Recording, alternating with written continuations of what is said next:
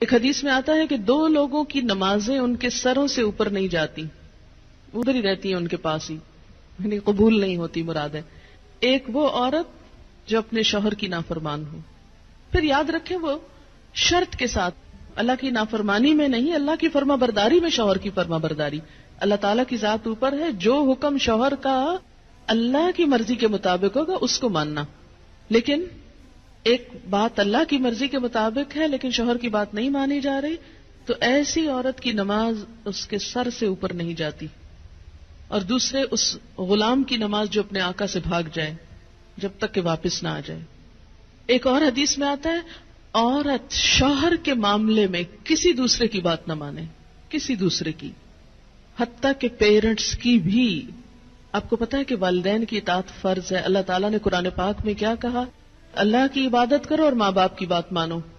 لیکن جب ایک عورت کی شادی ہو جاتی ہے تو اب اس کے لیے اس کا اصل گھر کون سا ہے؟ شوہر کا گھر ہے، اور اب اس کے لیے والدین کی اطاعت سیکنڈری ہے، شوہر کی اطاعت نمبر 1 ہو گئی ہے۔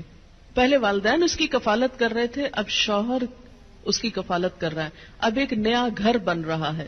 اس کے ڈسپلن میں کیا ہے کہ بیوی شوہر کی بات مانے، نہ کہ میکے کی ڈکٹیشن لیتی رہے روز ٹیلی فون پر، کیونکہ بہت آج کل جتنے کمیونیکیشن کے ذرائع بڑھ گئے اتنے ہی مسائل بڑھ گئے، اور اس کی ایک بنیادی وجہ کیا ہے کہ اچھے مشورے تو کم ہی ملتے ہیں، زیادہ تر ٹیلی فون بھی غیبت پروموٹ کرنے کا ذریعہ بن گئے۔ ایک دفعہ عورت ہو کے آتی ہے میکے سے تو موڈ بدلا ہوا ہوتا ہے۔ تو ایسی صورت میں اصل حکم کیا ہے کہ شوہر زیادہ اہم ہے، اب اس کی بات مانی۔ اور یہ کیوں اتنا سخت ڈسپلن رکھا گیا؟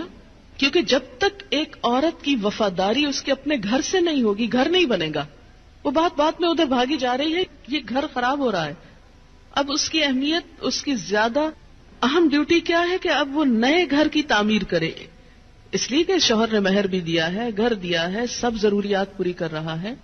اب آئندہ اللہ تعالیٰ نے ایک نئی نسل لانی ہے، ان کی تربیت ہے، ان کا کام ہے، اتنی ذمہ داریاں آنے والی ہیں۔ اب چھوڑو دھیان پیچھے کا، اب آگے کا سوچو، قدموا لانفسکم۔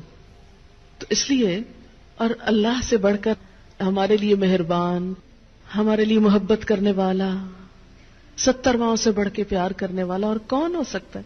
یہ مشورے وہ ہم کو دے رہا ہے، یہ رہنمائی وہ ہمیں دے رہا ہے، جو بظاہر ہمیں کڑوی نظر آتی ہے لیکن اسی کڑوی گولی میں شفا ہے۔ تیسری چیز، مال کی، گھر کی حفاظت، پیسے ضائع نہ کرے۔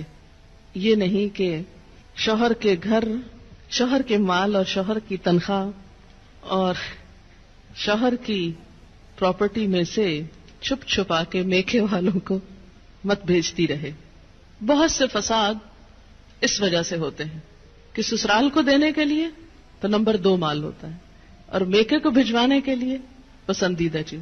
قدرتی بات ہے کہ انسان کی جو اٹیچمنٹ ہوتی ہے وہ ماں باپ سے بہت زیادہ ہوتی ہے۔ ایک ایسی خیرخواہی ہوتی ہے جس میں دنیا کی کوئی دوسری چیز شریک ہی نہیں ہو سکتی۔ ظاہر ہے جنہوں نے جنم دیا، جنہوں نے پالا پوسا، ان کے ساتھ محبت اور خیرخواہی کیسے نہ ہو، وہ تو ہوگی، لیکن اس کی بھی حدود ہیں، وہ حد سے آگے نہیں بڑھنی چاہیے کہ شوہر کما کے لائے اور ہر وقت عورت شکوہ کرے، پورا ہی نہیں پڑتا، ہوتا ہی نہیں، ہے ہی نہیں، یہ بھی نہیں، وہ بھی نہیں، وہ بھی نہیں، اور پیسے بٹورتی چلی جائے اور ادھر سے چھپ چھپا کے دوسری طرف دیتی چلی جائے۔ نہیں، حتیٰ کہ فی سبیل اللہ بھی اگر عورت کو دینا ہے تو شوہر کی رضامندی ضروری ہے، یعنی شوہر کا مشورہ بھی ہونا چاہیے اس میں۔ تو کسی عورت کا اپنے شوہر کو حقیر سمجھنا یا اس معنی میں ایکول سمجھنا کہ گھر کی کنگڈم میں وہ اپنے آپ کو بالکل برابری کے اس طرح درجے پر رکھے، وہ للرجال علیہن درجہ کو کنڈیم کرے اور شوہر کی کوئی بات چلنے نہ دے اور کہ ہر بات اور ہر حکم میرا چلے گا، تو یہ نشوز ہوتا ہے۔ نشوز کا مطلب ہے اٹھنا۔ وہ پیچھے جو فالصالحات و قانتات ہے نا، تو قانتات میں کیا ہے؟ عاجزی، اور نشوز کیا؟ اس کا اپوزٹ۔ تو وہ عورت کا جو رول ہے سبمسو ہونے کا، وہ چھوڑ کر وہ دوسرا رول ادا کرنے لگے، تو اللہ نے جب مرد کو قوام بنایا اور ان کے لیے ایک درجہ رکھا، گھر کی کنگڈم میں انہیں ہیڈ قرار دیا، تو اس کے لیے ضروری تھا کہ ان کے پاس اتھارٹی بھی ہو۔ اور پھر دوسری بڑی بات یہ کہ وَبِمَا أَنفَقُوا مِنْ أَمْوَالِهِمْ، وہ اپنے مال میں سے خرچ کرتے ہیں، تو جو مال خرچ کر رہا ہے اس کا حق ہے کہ پھر گھر اس کی مرضی کے مطابق بھی ہو. اگرچہ عمومی طور پر تو کیا ہوتا ہے، وہ لا کے مال بیوی کو دے دیتا ہے اور وہ جیسے چاہتی ہے خرچ کرتی ہے. اب اس کا یہ مطلب نہیں کہ عورت اپنے شوہر کے مشورے کے بغیر جو چاہے مال کو جس طرح چاہے لوٹائے، جو چاہے کرے. نہیں، پھر گھر کی خوشحالی کا انحصار اس بات پر ہے کہ عورت اپنے شوہر سے مشورہ کرے. فالصالحات، پس نیک عورتیں، صالح عورتیں، ان کی سب سے بڑی خوبی کیا ہے؟ ایک نیک عورت کی سب سے بڑی خوبی قانتات، اطاعت گزار ہیں، بات مانتی ہیں. قنوت کا ترجمہ دو چیزیں ہوتی ہیں، ایک عاجزی اور ایک دوام. عاجزی کے ساتھ اطاعت اور مسلسل اطاعت. یہ نہیں کہ جب کوئی مرضی ہو، مقصد ہو، کوئی ضرورت ہو تو خوشامد کر لی اور اس کے بعد تو کون اور میں کون. نہیں، فالصالحات قانتات، نیک عورتیں شوہروں کی تابعدار ہوتی ہیں، اطاعت گزار ہوتی ہیں، فرما بردار ہوتی ہیں. اس کی وضاحت نبی صلی اللہ علیہ وسلم کی ایک حدیث بہت اچھی طرح کرتی ہے. ابن ماجہ کی روایت ہے، آپ صلی اللہ علیہ وسلم نے نیک بیوی کی خوبیاں بیان کرتے ہوئے فرمایا، مومن کے لیے خوف خدا کے بعد سب سے زیادہ مفید اور باعث خیر نعمت نیک بیوی ہے. جب وہ اس سے کسی کام کو کہے تو خوشی سے کر دے، جب وہ اس پر نگاہ ڈالے تو اس کو خوش کر دے. یعنی بیوی کا حال حلیہ بھی ایسا ہونا چاہیے کہ جو شوہر کو خوش کرے، نہ کہ گھر میں میلی کچیلی اور ساری زیب و زینت بازار کے لیے. اور جب وہ اس کے بھروسے پر قسم کھا بیٹھے تو وہ اس کی قسم پوری کر دے. جب وہ کہیں چلا جائے تو وہ اس کے پیچھے اپنی عزت و آبرو کی حفاظت کرے، اور شوہر کے مال اور اسباب کی نگرانی میں شوہر کی خیرخواہ اور وفادار رہے. تو یہ ہیں ایک اچھی بیوی کی خصوصیات جو نبی صلی اللہ علیہ وسلم نے فرمائی، جو اس آیت کی بہترین وضاحت کرتی ہیں. نمبر 1 اطاعت، اور اطاعت میں کیا کہ کوئی کام کہے تو خوشی سے کرے. اور نمبر 2، اگر وہ بیوی کے بھروسے پہ قسم کھا بیٹھے تو اس کی قسم پوری کر دے.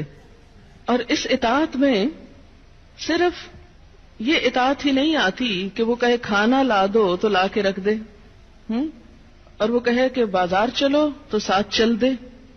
اس اطاعت میں شوہر کی جسمانی ضرورت پوری کرنے کی اطاعت بھی شامل ہے، جسے بعض اوقات بہت سی پڑھی لکھی خواتین اپنے حق میں ایک ظلم سمجھنے لگتی. ایک دفعہ کہیں میری ملاقات ایک خاتون سے ہوئی، کیمبرج یونیورسٹی سے انہوں نے لاء میں ایم فل کیا تھا. تو مجھ سے کہنے لگی کہ میرا ایک مسئلہ ہے. میں نے کہا بتائیے.